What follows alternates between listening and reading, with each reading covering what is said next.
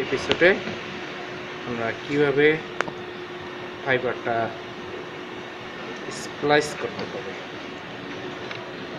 আমি যেই ফাইবারটা ইউজ করব ওটা রেখে বাকি ফাইবারগুলো আমি ফোল্ড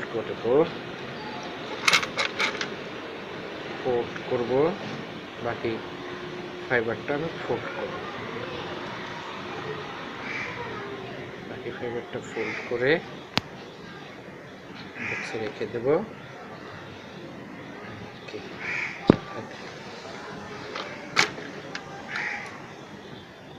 বাকি ফাইবারটা ফোল্ড আছে, নরমাল উঠে গেল।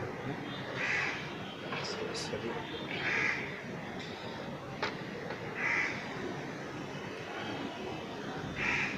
বাকি ফাইবারটা আমি ফোল্ড করে রেখে দিলাম।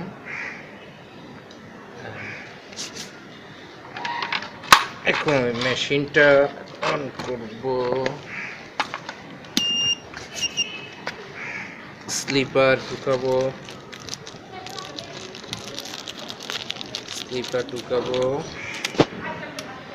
দুইটা কেবল, দুইটা স্লিপার ঢুকালাম।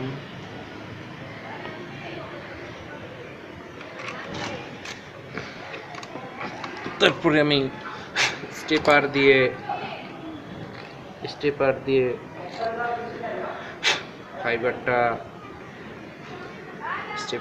ফাইবারটা পরিষ্কার করে নিব।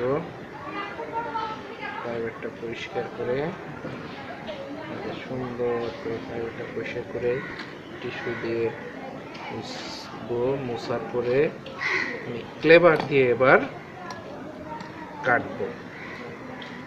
একটা মাপ রেখে, মাপটা 16 হতে পারে, 12 হতে পারে, কাটবো। কাটার পরে আমি এখন স্প্লাইজার মেশিনে দিব।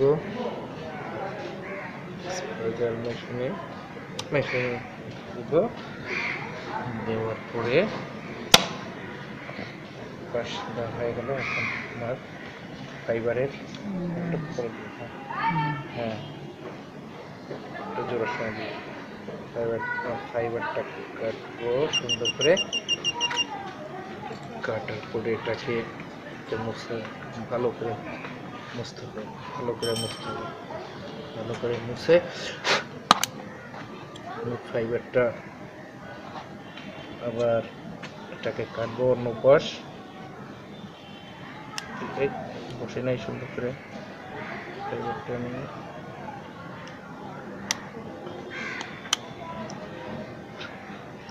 ভেঙে গেছে না?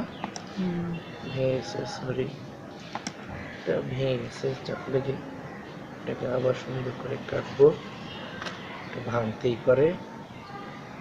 এটাকে সুন্দর করে আবার আমি এটাকে কাটবো। কেটে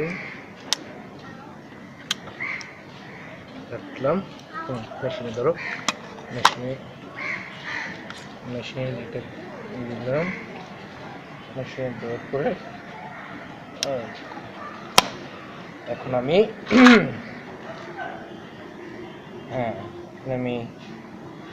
রানে চাপ দিব। রানে চাপ দিলাম। এই যে জয়েন্ট হয়ে যাচ্ছে, জয়েন্ট হয়ে গেল। এখন আমি স্লিপার দিব। স্লিপার দিয়ে আমি হিট দিব। একটু সময় ওয়েট করতে হবে হিটের জন্য।